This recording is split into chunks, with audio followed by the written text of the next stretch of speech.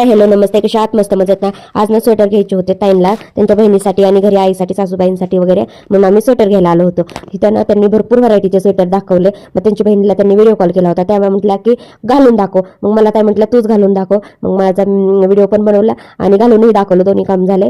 मग हे बघा, असे लॉंगवाले स्वेटर होते जे की आपल्याकडे भेटत नाहीत आणि कॉलर पण एकदम मऊ मऊ होती. खूप छान दिसत होते. त्याच्यामध्ये ना खूप छान छान कलर होते. कपडे खूप छान छान असतात, स्वेटर वगैरे खूप काही घ्यावंसं वाटतं, पण ना काय काय किती घ्यायचं.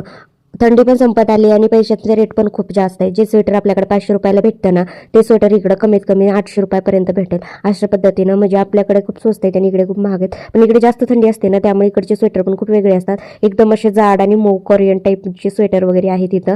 आणि मी जे घातलंय का त्याच्यासारखं सेम दुसरं स्वेटर होतं, ते एकदम जाड होतं आणि माझं एकदम पातळ होतं.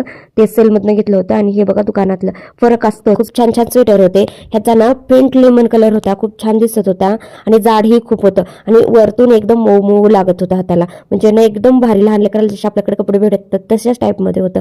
खूप छान वाटत होतं. आणि हे वाला आहे ना, हे पण छान होतं. हे पण लॉंग होतं. याच्यापेक्षा ते जास्त लॉंग होतं. हे थोडं शॉर्ट होतं येलो कलरचं. मला तर ना ते फर्स्टला दाखवलेलं ब्लॅक कलरचंच आवडलं होतं, कारण डेली यूजला ना आपल्याकडे जास्त थंडी नसते, त्यामुळे ना असं हलके हलके स्वेटरच बरे पडतात. जाडने परत घाम यायचा. अजून कसे वाटले स्वेटर कमेंट करून नक्की सांगा. भेटूया दुसऱ्या व्हिडिओमध्ये.